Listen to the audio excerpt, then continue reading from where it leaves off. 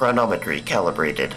The gateway will open in 5, 4, 3, 2, 1. Analyzing data. Likelihood of parallel universes now at 1%. Continuing analysis of the many worlds hypothesis.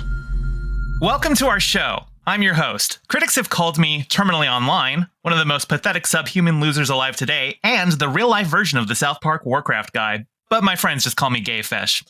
Joining me for today's episode, she's the lineal devil of debate, the matron of Mercury, and the one true leader of the sex cult. Please give it up for Demon Mama. Hello. Thank you for having me today. Absolutely. And in the other corner, what do you get when you leave a dragon stash of golden muddy conditions? Why, it grows moss. Hello, I'm Moss, otherwise known as Luxander. Thanks for having me. This season on the Many Worlds Hypothesis, we'll be digging into a certain Steve Rogers and his arc in the Marvel Cinematic Universe, beginning with his inaugural outing, Captain America, the First Avenger. So we've all just watched it over the weekend. We are ready to go. Let's get into it.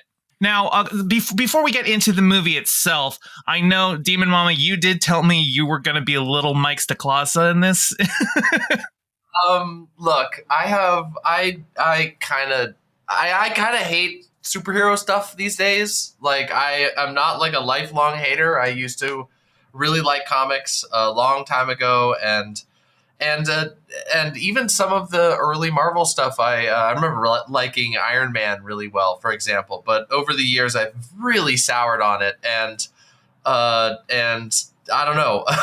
Yeah, I guess I'm gonna probably be the biggest downer in this podcast. And if you don't like that, I'm sorry. But also, I'll try to make it insightful at the very least.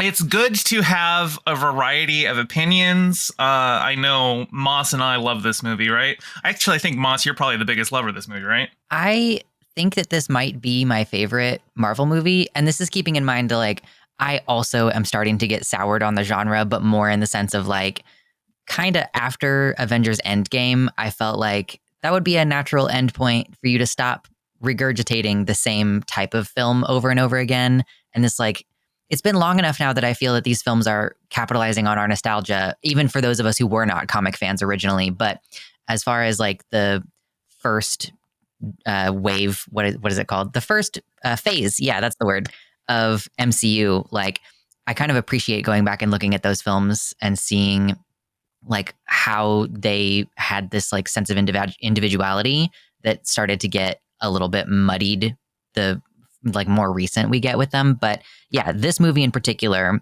I just find it really interesting and kind of inspiring in a way that some of the other Marvel movies don't carry that same thing for me. So I don't know. I do enjoy it. Well, and because this is phase 1, right? So this is before they even knew that this was going to work out.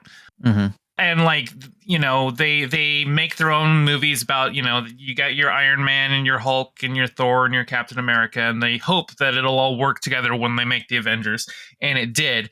And Avengers worked so well that every movie after that was okay, everybody, you got to follow the Joss Whedon style. Mm-hmm. But here, this is very much a Joe Johnston film. This isn't a Kevin Feige film. This is a Joe Johnston film. If you've seen The Rocketeer, it has that same nostalgic adventure serial vibe. There's a lot in this movie that feels kind of like Indiana Jones in that way. Mm-hmm. There's a whole sequence when the scientist is doing his exposition about the bad guy, and it just shows Hugo Weaving projected over this yellow parchment background, and I'm just this just looks like it was cut from an Indiana Jones movie. Yeah, keyword cut. Right. I definitely have a very, very different outlook on this film. I hated this movie, which is I truly did not like this movie at all. And it's not that I don't like any of them, because I can probably tell you off the cuff that there are a few that I really do like out of the Marvel ones. Guardians of the Galaxy I really enjoyed. Thor Ragnarok. Anything with James Gunn, really. I have not seen pretty much any of the Captain America or Avengers mainline ones. So a lot of these, I think I maybe saw a piece of Winter Soldier at some point, but this movie, I don't even know. This was a the word I used to describe it at the end was plodding. In Indiana Jones, which you drew the comparison to Indiana Jones. In Indiana Jones, like every action set piece is like super alive, and there's a bunch of different things going on. I thought of I was literally thinking about the Indiana Jones scene where he's like fighting the big hulking Nazi guy next to the turning plane, and it like, there's all this motion and action and liveliness going on in that scene where the fight is like happening in an environment that's moving. And in this movie, every action scene feels like there's one central piece. The other way I described this movie after watching it to my partner was like, it felt like a theme park ride. Like where it's like, okay, we've entered into they're walking across a scary beam over fire section. And it's like, each piece in this movie felt like there's something happening. There's a seesaw. There's a guy with a laser gun. There's a guy with 2 laser guns, but there wasn't a whole lot of like interplay between each chunk. So it gave it this like sort of like duke plotting feel to me.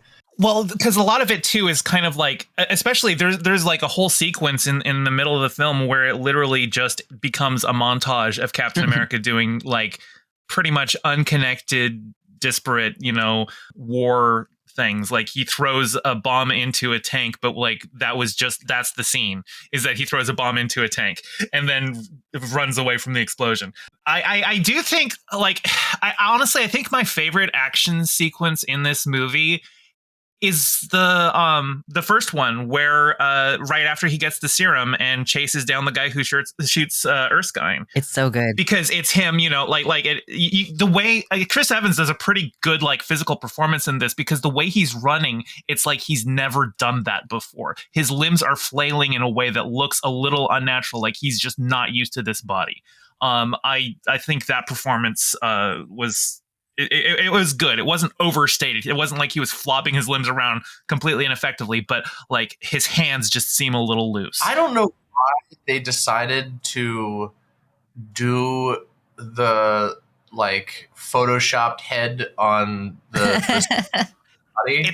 It's distracting at many points. I did realize though that like it's partially because Chris Evans himself just does not have a very strong chin. So his face proportions, if you like take it and put it on the body of someone with a more normal face proportion, like it kind of makes sense why his chin looks so weird. Because I was looking at him even in the non-CG shots, and I'm like, yeah, he's just kind of got a weak chin. And I will say, to your point, Gayfesh, and like this kind of feeds into a little bit of what Demon Mom was just saying, that like that clumsiness in that initial scene where he's like, oh my God, I have this new body and I don't know what to do. Like that does not last at all. And it's something that I noticed while I was watching the movie, that like it seems like he just sort of naturally becomes incredible physically. Mm-hmm. And we don't like, if we're going to montage something, like it's just, he just is suddenly very capable after that first initial scene. And I just think that was something that was kind of not fleshed out very well. It's actually interesting that like if we're looking for a montage where you see him slowly get better over it, the montage that we get of him actually getting better at something as he does it is, being a USO guy. Like, because he goes on stage and he's just reading the script off the back of his shield and he's very wooden and stiff. But then as he gets through it, he starts to, embrace being a performer and he starts getting better at it. Mm-hmm. But like, the performance isn't important to him. Like that's like a completely like, and once he gets to the front line to do a USO show for people who are actually fighting the war, he realizes, oh, these people have no respect for me and they shouldn't. And so like you have this whole sequence that is just him getting better at something that doesn't matter. Yeah. I mean, I don't know. I guess I don't. Okay. So yeah, you're right about that. Like there is like the sequence there that should have been applied to him, like actually becoming Captain America, but instead it like he literally just clicks it on the moment that they decide to do the top secret mission. Like I was really kind of stunned by the fact that it's just like he's like, oh man, I'm a performing loser. What? There's a lot of stuff going on there that I could get into, but oh yeah, I'm just a choir boy, theater kid, and then it's like I'm gonna do a secret mission instead. Now I'm a perfect paratrooper. Let me jump out into like among enemy fire and like land and immediately successfully liberate a camp single-handedly after basically dancing around on stage, for years. I don't understand that decision. There's so many like story and filmmaking decisions in this movie that I just don't entirely get why they did it. And like, I don't understand why it was like that metaphor. There's like that metaphor, I guess, of like, oh, well, he's getting better at the stage performance. And this directly translates to him actually being able to go into war. I don't know. There's actually, I noticed quite a few parallels between this movie and the first Spider-Man. Red Skull actually feels remarkably like Green Goblin. And also I kind of feel like in the original Spider-Man, really the first time that we see Peter, just when he puts on his makeshift costume to go confront the guy who killed Uncle Ben, like he's still like figuring things out. But then after that, it goes to a montage. And at that point, he's just worked all of his powers out. And so maybe there's something here there. But like also like Red Skull kind of does like, we're not so different, you and I. And he even like kills the people who are trying to cut his funding like Green Goblin did, out am I was making that joke. So maybe there's just kind of that. And it's like that mid-aughts superhero trope, I guess. Yeah. Hugo Weaving, like, I don't know. There were couple things. First of all, like it definitely seemed like, especially at the beginning, that he wanted to like. I agree that there are parallels between like Red Skull and the Sam Raimi, Willem Dafoe Green Goblin, but like Willem Dafoe never stopped going like nuts on the screen, and Hugo Weaving, it felt like about halfway through the movie, he was just like, eh. He even loses German accent at points, which was really funny to me. Like I laughed now that he's just like, oh, he's not speaking with the German accent anymore, and then it's back like in another scene. I'm like, bro, come on, man. He seems to enjoy himself a lot more when he is not in the makeup, For sure. and that's why he didn't return, because they do bring back the character of Red Skull later, but it's not.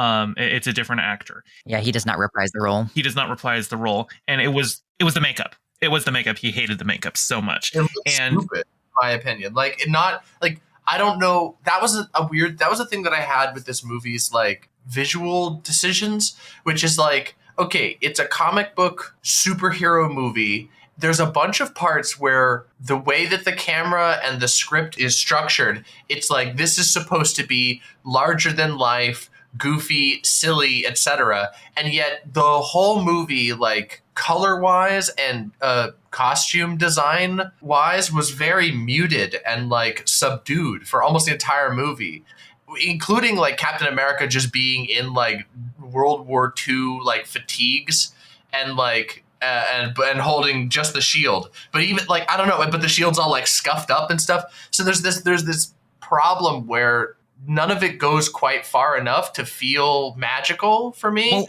like the Hydra costumes, like you're just your average Hydra dude with the like the mask and the goggles and stuff like that. Like that is a very comic accurate uniform, except that they just cut the saturation from the costume entirely. I think that that's kind of a big problem with a lot of, I mean, this is fantasy media. Like that's why it's like he goes through this transformation and it's incredible. And you're like, I can project onto a world where this guy exists and he does all these great things.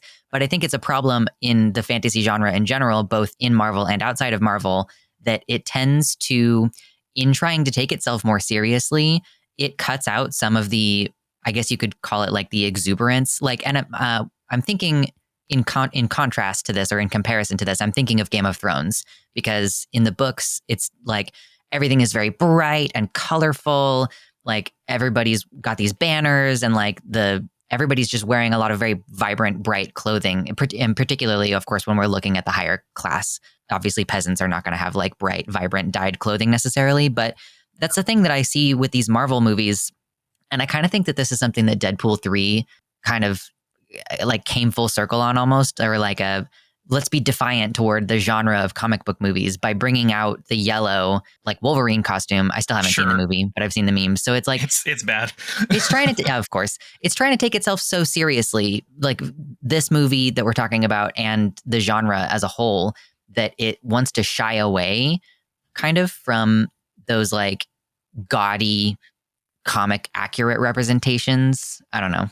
This is a reason why I just adore James Gunn. I haven't seen anything James Gunn has done that I've hated.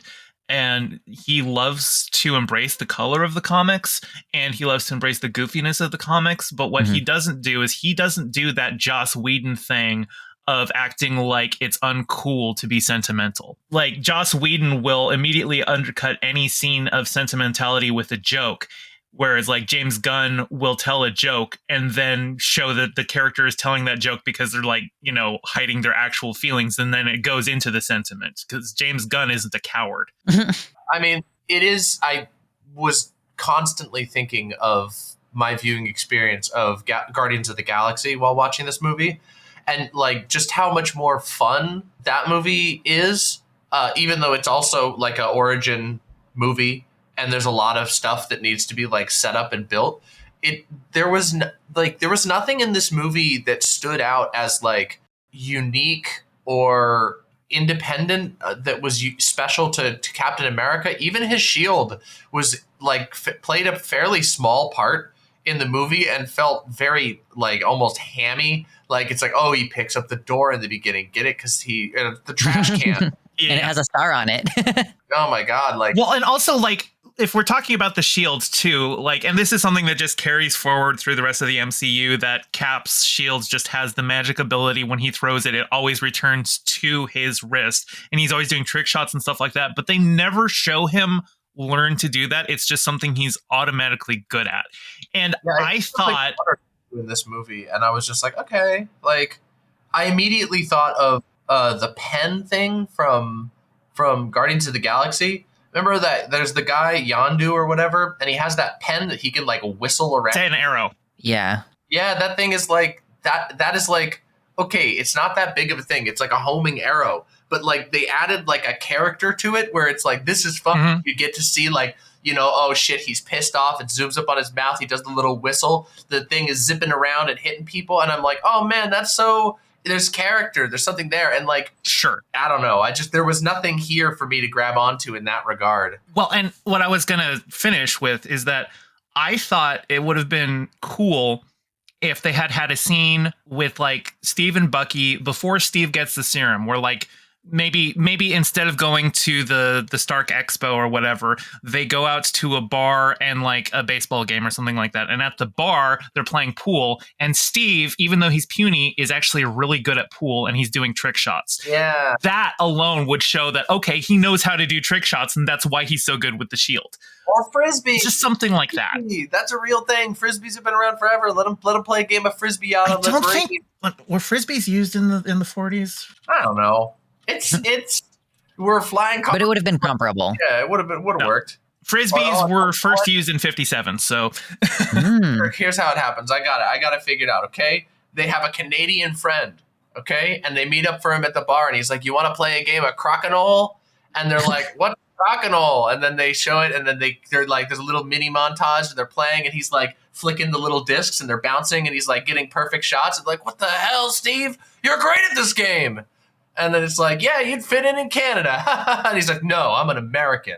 Captain of the Americans. Yeah, I think some more characterization would have been good in the beginning of the movie for both Steve and Bucky. Like Steve, like first of all, yeah, it like him having this physical prowess and being like really good at it and doing all these trick shots, like that doesn't have any setup. He's just kind of a weak guy who strikes out with girls. Like he doesn't, and he gets beat up. Like he doesn't really have a strong characterization, which I think is why this movie works on like that self-insert level. It's like Twilight is not a good book. It is only good insofar as the main character is void and you can project onto her this like fantasy of being desired or whatever. And so I think that's kind of like, I would not say that this movie, Captain America, is a stellar example of a film, but it is good if we're learning basic things about how to create films and how to do foreshadowing and stuff. And you're totally right, Demon Mama, what you said earlier, that there's kind of only one thing happening at once, which streamlines it for sure. It's like, it makes it very simple. And it's easy to project onto these characters because Steve, for some people, you're just like, okay, well, he's kind of not successful. Like that's kind of his entire, he's just not meeting some standard of masculinity. And Like, we don't know anything about what jobs he's kept. He seems reluctant to do any of the jobs that are associated with being on the home front in World War II. And then similar with Bucky, like, he's just kind of an attractive guy who does well with the girls and really likes Steve. And like, that's kind of it. The beginning of the movie for sure could have spent more time fleshing out our main characters. Yeah, especially building up the Bucky Steve friendship, because like Bucky just kind of gets forgotten after he dies. Like, sure, there's the one scene, you have the scene where Steve is just there and like trying to get drunk, but he can't get drunk, and that's it. And Bucky left such a little impact on the audience altogether that they had to re-explain who he was in The Winter Soldier, because Bucky ends up being a very important character in the rest of the MCU, but like, this is his first outing, and like, you walk out of it and you could say Bucky to somebody, they'd be like, who's Bucky? Yeah. Okay. Yeah. So that actually touches on probably one of my probably my overall biggest problem with this movie, in my opinion, which is just that none of the characters feel like anything at all. Or are so flat as to be like, okay. Like, there was, I took down a note. I had a little notes document, and one of the notes I said was, British guy says, mind the gap.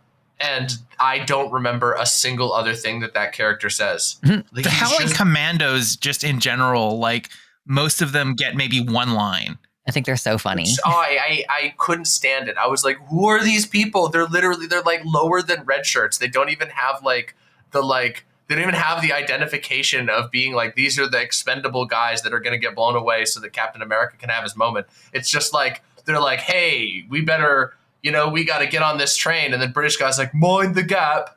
And then and then he just dies, like, or something. Then I don't even know if he dies. I don't even remember. British, I don't know. I think Bucky is the only one of the Howling Commanders who actually died. Yeah, they're all sharing a drink together at the end, honoring Captain America, who they believe to be dead. It was like that image. It was like that one image that's like okay, this isn't true you know that one image of all the like white guys at the like stadium all looking out, and there's like a line of the same, like, looks like the same face. Yeah, like, it's like that, but personality, because obviously they make a very like pointed point that his like commandos are like extremely diverse. Like, he's literally like, at one point, I don't even understand. They never even give this moment a section to breathe, but he's like, oh, so we're just rescuing everybody, eh? And then this one guy goes, I'm from Los Angeles. Fresno. I'm like, oh, or I'm from Fresno. And I'm like, was that supposed to be like a Captain America's kind of racist thing? Like, then it's just like, no, okay. It wasn't. But it wasn't Captain America who said, "Oh, we're just rescuing everybody." It was one of the other people. It was Dum Dum Dugan. It was Neil McDonough's character, the guy with the mustache. I think it like plays more on, you're supposed to have historical knowledge of like the events outside of the movie. So it's like, he is Asian looking, and Japan was not part of the like good side of World War II. So I think that is probably supposed to play on like the us versus them, Nazis versus Allied forces or whatever. There was also one of the Howling Commanders got like a single like setup and payoff, and it was the black guy who, they go in the tank and he knows a little bit of German. He like tells the guy what button to press, and he's like, yeah, I took a little bit of German, but then I dropped it for French because the girls were cuter. And then later, when Cap is recruiting all of the Howling Commandos in the bar, there's a French guy who's just speaking in French, and then the black guy goes, he says he's in. So like, it was that setup because he took French in high school, and like, that's it. That's all that. But it's a blink and you miss. Like, yeah. I appreciate that they did those little moments of characterization, but it is like, if you're not paying attention, you will miss it. Like, I think that those characters are so funny because they seem to try so hard. Like, the filmmakers seem to try so hard to make them feel different to each other and give them flavor and give them little interactions and moments together. But I mean, knowing how the movie ends, like, these guys are just going to be, I mean, probably dead by the time of like the events of modern day Avengers and everything. So it's like, it just seems like they put a lot of effort into it and they sped past it simultaneously. And we just don't care about these people. I almost wonder if they planned like a spin-off with them. And like, we did get to see more of the Howling Commandos in like in some of the the one shots. Like there was the Agent Carter one shot that had a post credit scene with Dum Dum Dugan and Howard Stark hanging out, and then in both Agents of Shield and Agent Carter, we had like flashbacks to Agent Carter with the Howling Commandos during World War II. And they brought the actors back for that. Also, the Asian guy from Fresno, that actor also plays the principal at Peter Parker's high school, and he has like a picture, a framed picture of like his grandpa who fought in World War II. So he's like, he's like the grandson of that character.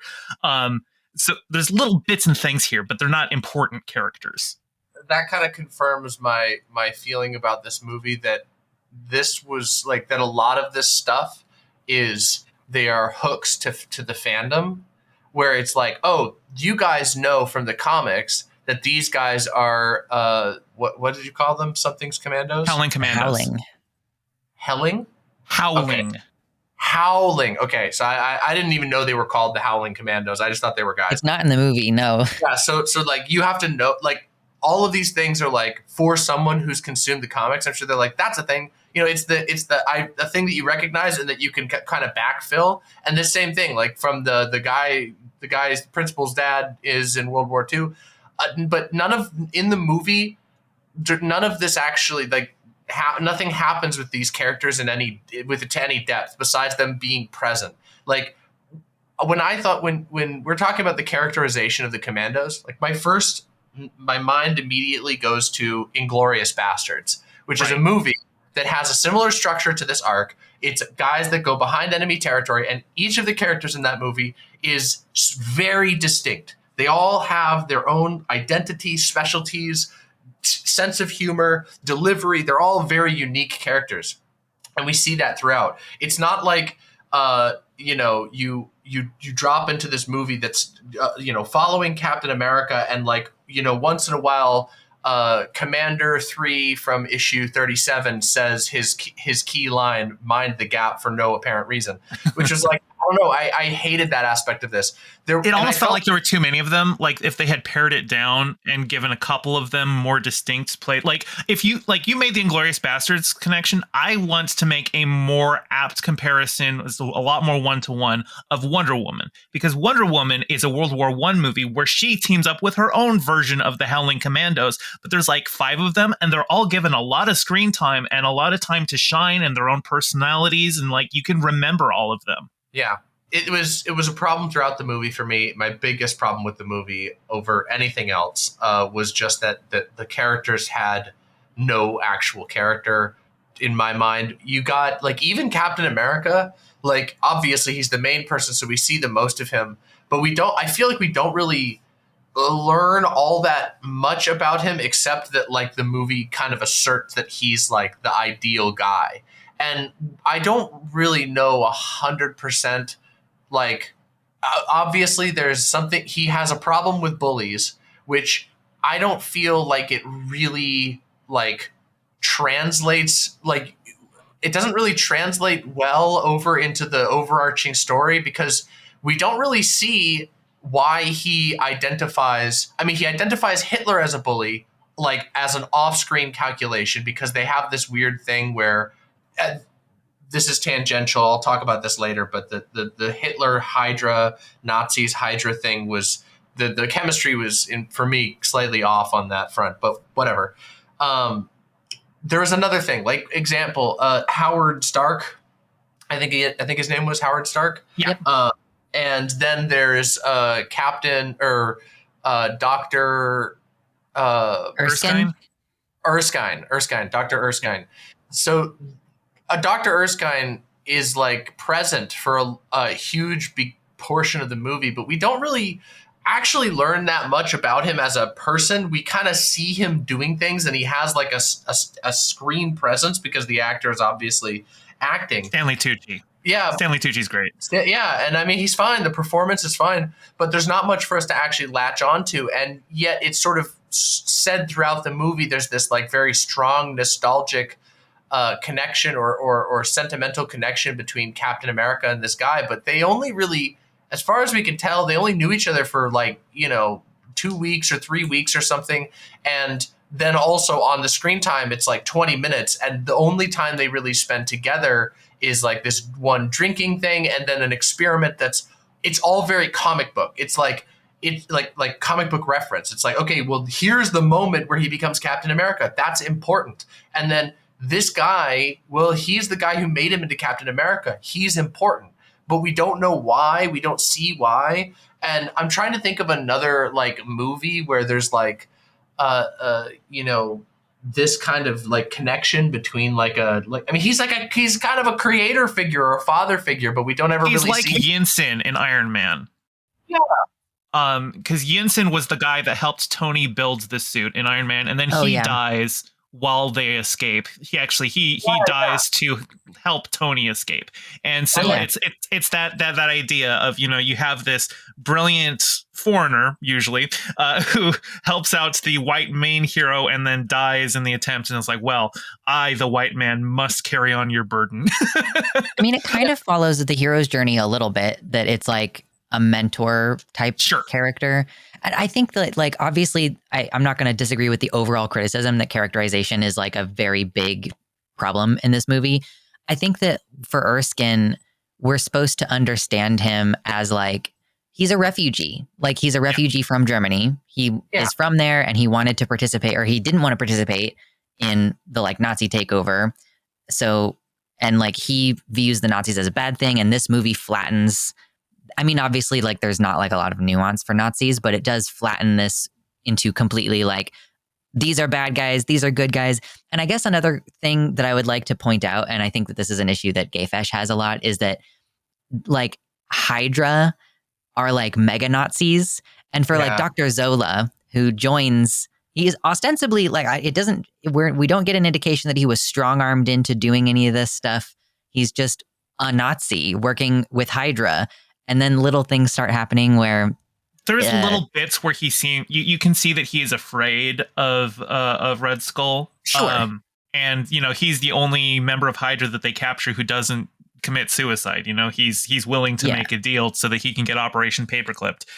But it just, and also there was a moment where it seems like he was more into the science than the Nazi stuff, because like when they're building all of these weapons and they're using the POWs to do it, and Zola's is like, we just don't have enough men. When Red Skull tells him to just work the prisoners to death because they can always get more, and then he like looks a little uneasy about that. It's like, okay, well, you're a Nazi, that's what Nazis do, so maybe he's just not on board with that whole thing. He just really wants to build super weapons, but doesn't think about what it means to build a super weapon, what that super weapon is going to be used for, or the ethics of how you build it. It just seems maybe he's just having some internal issues with it. But I think for the most part, it's more just he's trying to look out for himself. This movie has such BioShock feels to it.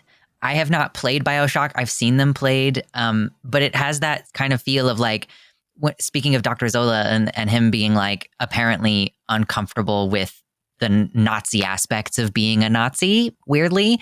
It's like, what hubris has brought us to this point? Like we wanted to do this thing for the creation of science, but we didn't think about its ramifications for humanity. And of course, like the time period and everything kind of still has that same sort of very like libertarian-esque vibe to it. I don't know. BioShock, though, has so much commitment, maybe even overcommitment to its characters, where it's just like all of these characters are like, I don't know, they are so ostentatious and they're so ham-fisted, and it's so and I actually recently did on another podcast I did last year or earlier this year, I guess.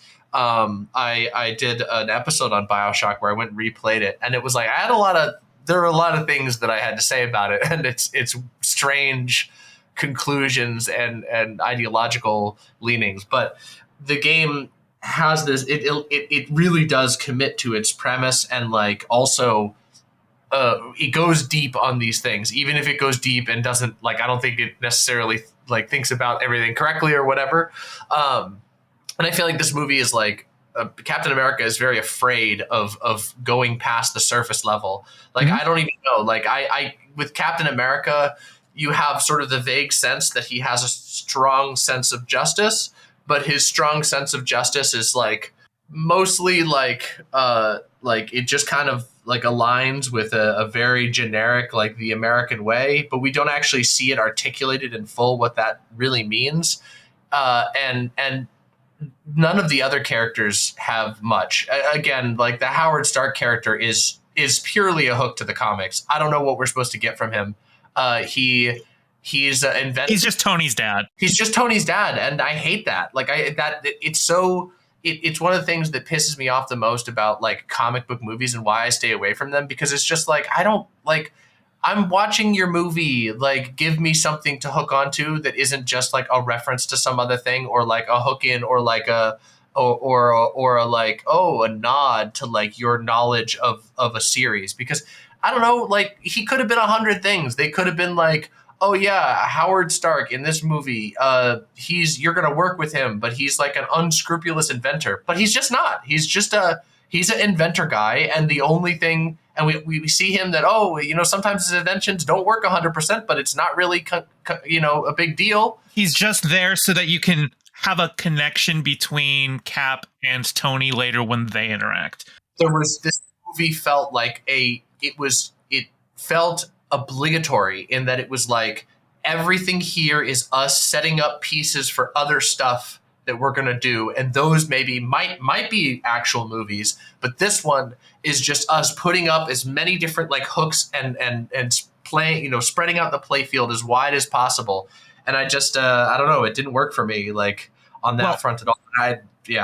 And to piggyback off of that, I think in this watch through, one thing that I was noting was that I don't think that it really works to have the film bookended with the present day, because that has nothing to do with the story. That is purely there to get him into Avengers.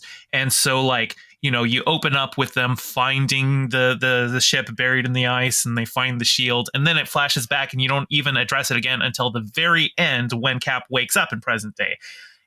And like the movie feels like it already ended, because you had that like slow-mo shot of the kids. One of them's got the Captain America shield, and like it's a big swooping shot, and it kind of feels like the end of The Last Jedi when that one kid lifts his broom like a lightsaber, to show that the spirit of Captain America lives on, even though everyone thinks he's dead. And then you save the rest where he wakes up. You save that for the end credit scene. Sure. Yeah. Because that's when you connect to the next movie.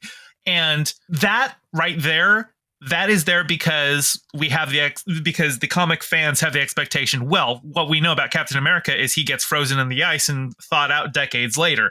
So that has to be in this movie. Well, and that's another thing. I mean, this is a problem that I think you'll agree is it goes beyond just this movie, but it was very present in this movie, which is like the comic book movies and not trusting the audience to get anything.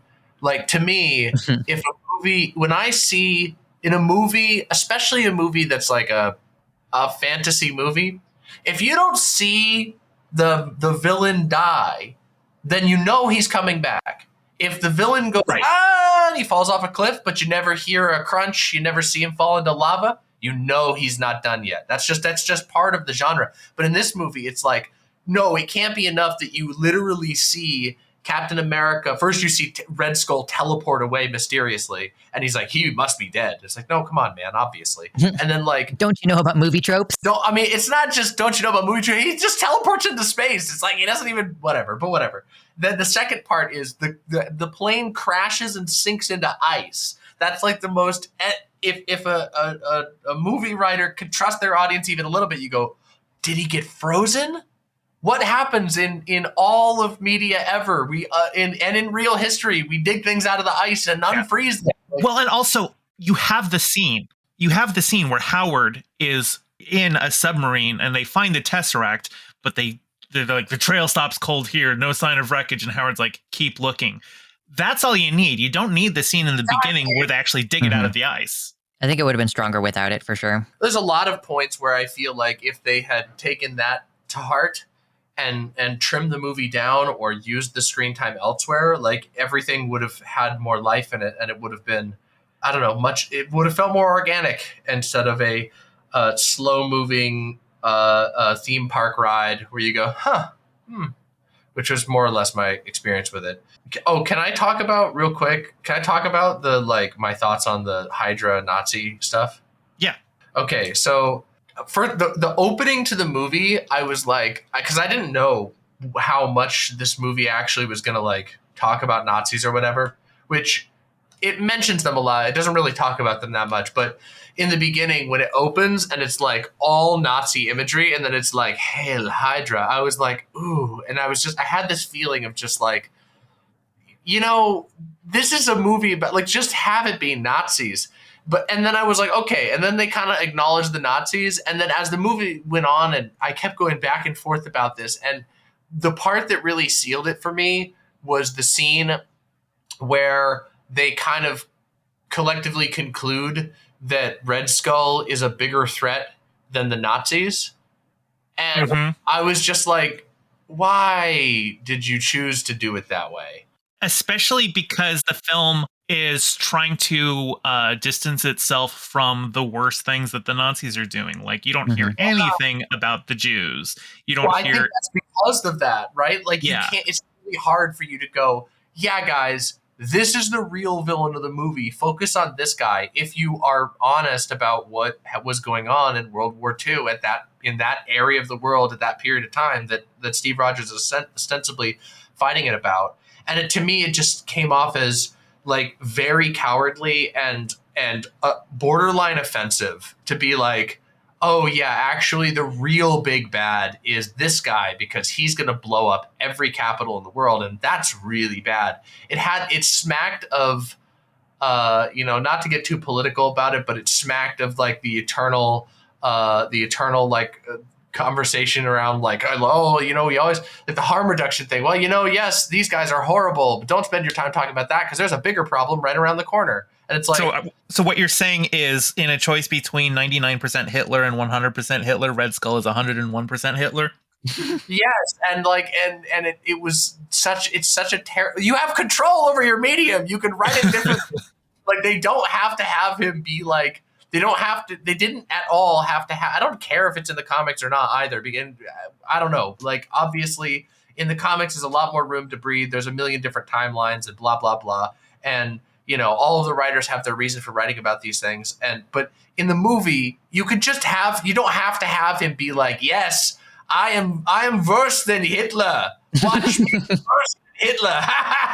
You could just be like, oh. And also the way that they show that he's worse than Hitler is that he also kills Nazis.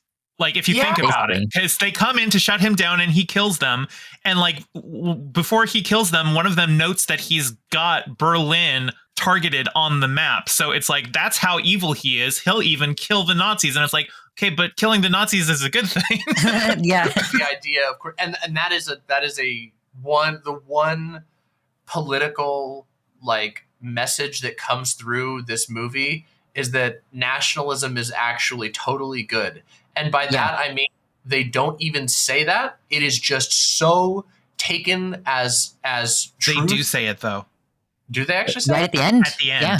At the end, Red Skull goes, I have seen the future, Captain. There are no flags. And Cap goes, not my future. Yeah. You're right. I literally forgot about that line. Yeah. And you're actually 100% correct. It's like, God, it's so annoying. And I don't know. I will say that's part of the movie was like I don't know, just it stuck out to me like as the movie on its own. Yes, I will say Cap's arc through the MCU definitely has him moving away from the jingoistic nationalism. Like, I would honestly describe Captain America as an anarchist by the end of the MCU. Oh, God, hardcore. Yeah, his evolution on that is incredible, I think. But if we're just taking it like one film at a time, for sure, this movie is like, I mean, it is pro-America propaganda. Yeah. That's why this is like, it's been flattened. I want to build a bit on Demon Mama's point, too, about like the MCU in general having this hesitance to address like the real world politics. I know that this is from the comics, but like the existence of the country Sokovia, especially after this past year of seeing very visceral imagery of what happens in the on the West Bank, is like you could use this to explore real world issues of oppression and like which side is the aggressor really and everything. And they just choose not to. And I think in so many other ways, there are like smaller scale issues that you could tackle in a Captain America movie. Like, the idea that Steve Rogers is like the perfect man. He's from an era where there would have been racism and there would have been sexism, and yet he is perfect. And even when there is a moment where prejudice amongst the soldiers could be discussed, it's not because the Asian guy is Asian.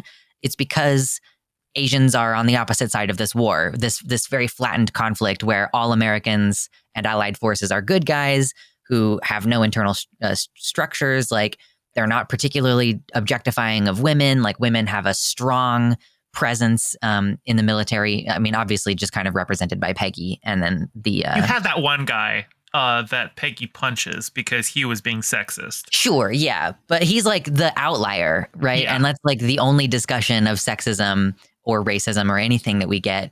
And I guess it's kind of refreshing in a way that our main character doesn't need to overcome something. Like, there are plenty of other mediums that I'm like, oh, I really like this book. And part of the main character's evolution is that he stops being racist toward the orc allegory characters or whatever. Mhm. So in my fantasy, I don't always want to grapple with those questions of like, where are all the gay people? What's up with the racism? But like, I do think that it is emblematic of a broader issue within our media nowadays, that these questions are left at the door in favor of like a narrative that you can just eat popcorn over. And that's probably harmful to the consumer in general. Or if they are brought up, it's usually the villain. Like in Black Panther, and it elucidates why they're bad. Killmonger is like basically correct. But the problem is like you and it's like it's the fundamental liberalism of these movies that you take the revolutionary character who has the good points, you make them the villain, and you're rooting for the villain until the villain like kills a kid or something like that. And they're like, oh, okay, that's how they're bad. We must maintain the liberal status quo of the superheroes. You're right. Thank you, Kevin Feige. I hate that shit. And I literally made to what you were talking about, Moss. I made a joke at that when we were watching this. I screamed out at the end of the movie, like when Steve Rogers runs out into Times Square and he's like, "What year is it?" And I was just like, "Can I still beat my wife?" And like, it was just like, I'm just like, there's so much that's just like, okay, I try my best when I'm watching a movie to not like be like, this movie should have done this. Like, I would have liked it if this movie in this era did this, because it's like, everybody's writing their own story and there's all kinds of stuff, like there's a million people who do movies that don't touch on an experience that you might want to see on the screen. And it's like, okay, well, each piece of art can only be, what it is. And they were thinking about one thing.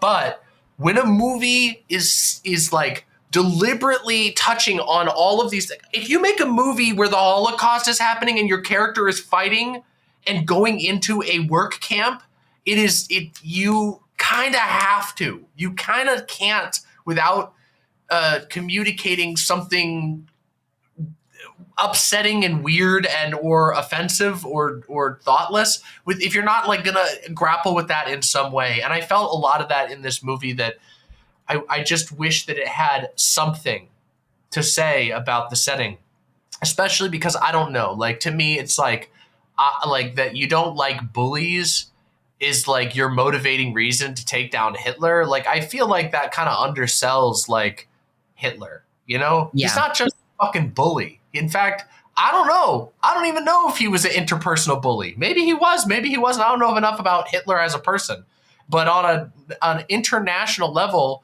he represented a movement of race-based and sex-based death. And it's like, I don't know, to just kind of suck that all out, it not only flattens the film, but it also flattens any message that you can have. And it makes Steve Rogers seem like a less like morally complete character. I don't know. Like, I guess maybe there is somebody who feels so motivated. Like, I don't know, It's kind of like they want, like, I guess if you're doing, if you're doing a superhero movie, you want to see Jurassic Park box office numbers and not Schindler's List box office numbers. Well, yeah. And so while you are set in the era of Schindler's List, you're doing a comic book superhero movie. You want it to feel more Jurassic Parky, Yeah, but for the health of like a society, Yes. like this is the problem with like the capitalism versus like the good of humanity, is that the way that it's portrayed in the movie, the Nazism and all this, like it makes it impossible to connect anything that is happening then to anything that is happening now. And I think that is the way in which this flattening does a disservice, because we have this general vibe of like Nazis are bad, and like what we were saying with Killmonger and everything, like it connects the idea that only bad people do sexism, only bad people do racism, and it, I think, prevents us from connecting emotionally with real issues that are like in continuation from today. Like the fact that Steve Rogers, like in future movies, he seems to have very little problem integrating and assimilating into like a modern day era. And it's because all of the baggage of his era, like he just apparently had none of it. He just apparently didn't have any class like conscience issues. Like he very much was just like, I like America and Nazis are bad. And so bringing that into the common era, it's like, okay, what did the Nazis do that we've managed to accidentally carry forward into the modern day? Like, who are the real Nazis? He starts to have this anti-imperial view toward the United States, but I don't know. I just do feel that could be explored better. Well, and if you want to see a way that that's explored badly, read The Ultimates, which is ironically a big inspiration for the MCU versions of all of these characters. Like, for instance, The Ultimates is what gave us Sam Jackson as Nick Fury, because Nick Fury was white before that. But and if you're not familiar, for the audience, if you're not familiar with The Ultimates are, The Ultimates was a Marvel imprint in the early 2000s that basically rebooted everything. It started with Ultimate Spider-Man, and then they did the Ultimates and Ultimate X-Men and all that stuff. And a lot of it was just kind of like doing like an edgy, grim, dark like reboot of everything. And especially in the Ultimates, it's kind of one of the worst titles. Captain America in that is like absolutely the product of the jingoistic 40s. When he is unfrozen, Nick Fury is there to greet him, and Cap's first instinct is that this is a Nazi trick because they haven't done their research and there's no black officers in the American army during World War II. So he's like, you didn't do your research. Wow. So like his first instinct is a black guy in charge must be a trick. And he's very well, and there's like the classic thing where I'm sure you've seen this one where it's Cap screaming, pointing at his forehead, and you think this letter on my forehead stands for France because somebody told him to surrender. And like that's very like post 9/11 vibes for comics. And I like it felt like they wanted to do a Captain America. It's like, what would happen if you actually took a guy from the 40s, but like without like. Because the thing about him is that as edgy and jingoistic as they write him, the writer wasn't really writing that as a bad thing.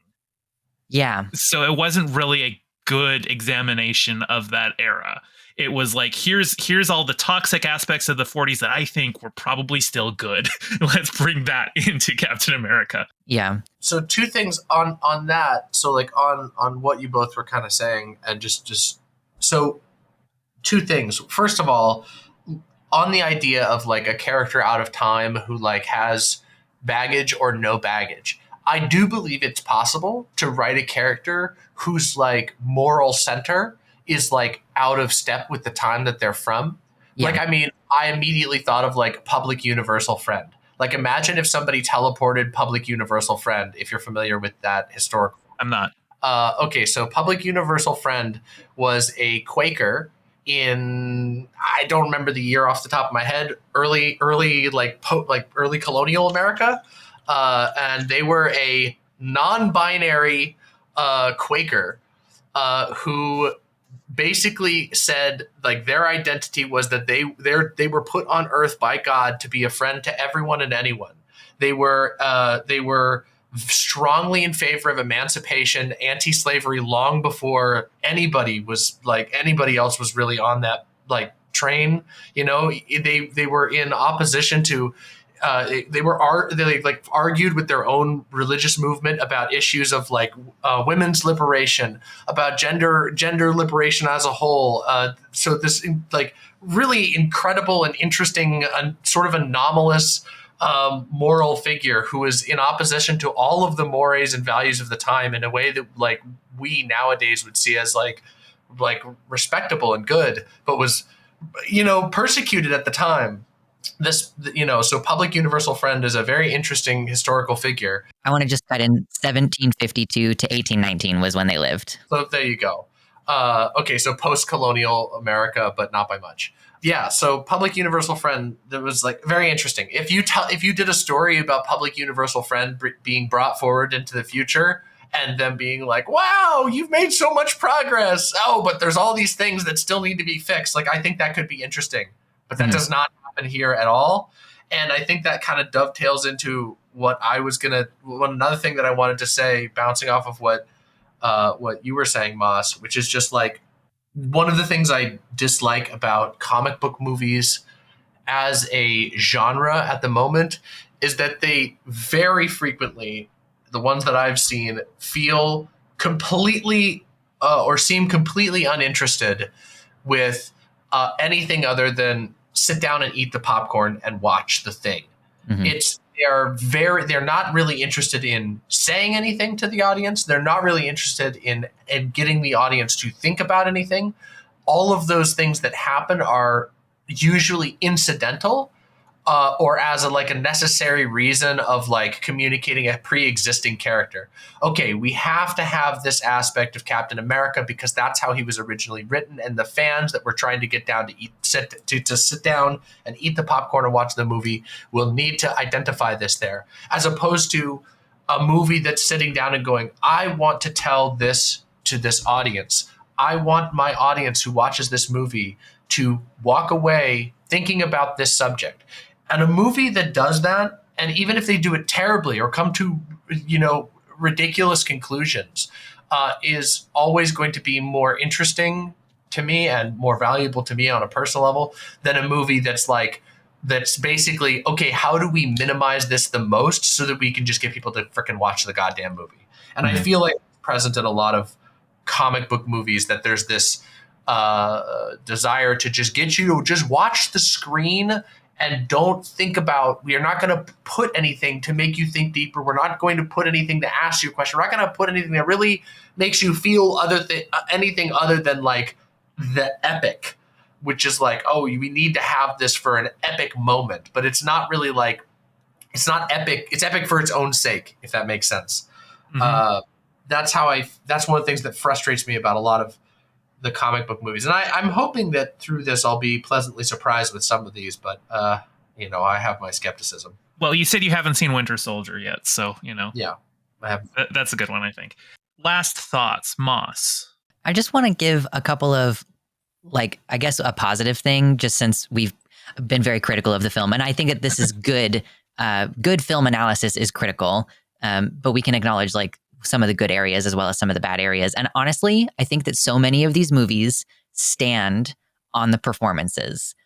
Whether the writing is good or bad, I think that a lot of us are there for the character moments, the interactions between the characters. So Stanley Tucci's character and his paternalistic kind of relationship with Steve, the performance is great there. I think the performance from Peggy Carter is great. I'm not great with actors' names, so I'm going to wildly vacillate back and forth between character names and actor names. I like Hugo Weaving. I do think that his performance in the scenes with all the makeup was different for sure, but I always appreciate his performances on this. So I just want to say that even when a movie is basically just a turd, you can roll it in glitter.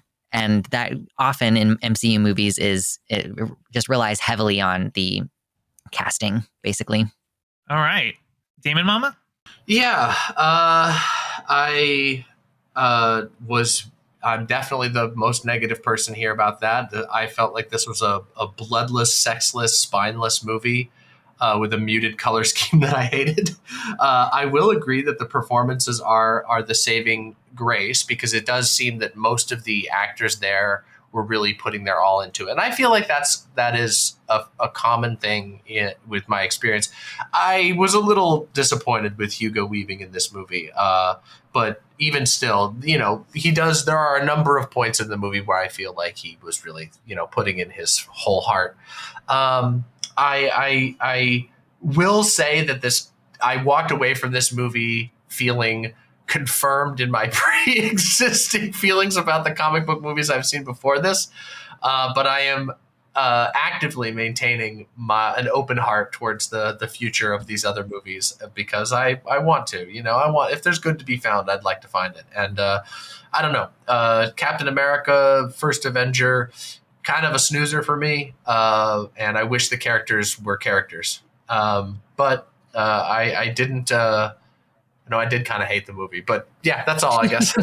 So when this movie came out, I was just kind of like, I guess we have to set up Captain America for the Avengers. That was the thing that I was actually looking forward to. So when on my first viewing, I didn't really, have any strong feelings about it. It just felt like, okay, here's content. But I think maybe it's just Steve Rogers being my favorite MCU character, which comes from like later films. That probably has informed me more so that I can look back at this more fondly and see, oh, look at little Steve, see where he came from. He's all grown up now. So maybe that's a lens where I'm able to examine it. And I do think there's a lot of just kind of bland, inoffensive, unwilling to take risks aspects to this film. Actually, I think I remember there was a YouTube channel called Honest Trailers that described this movie as the first Avengers trailer. Yeah. So I kind of got that vibe from this one. But like I said, in this season on Many Worlds Hypothesis, we will be going through Steve's whole arc.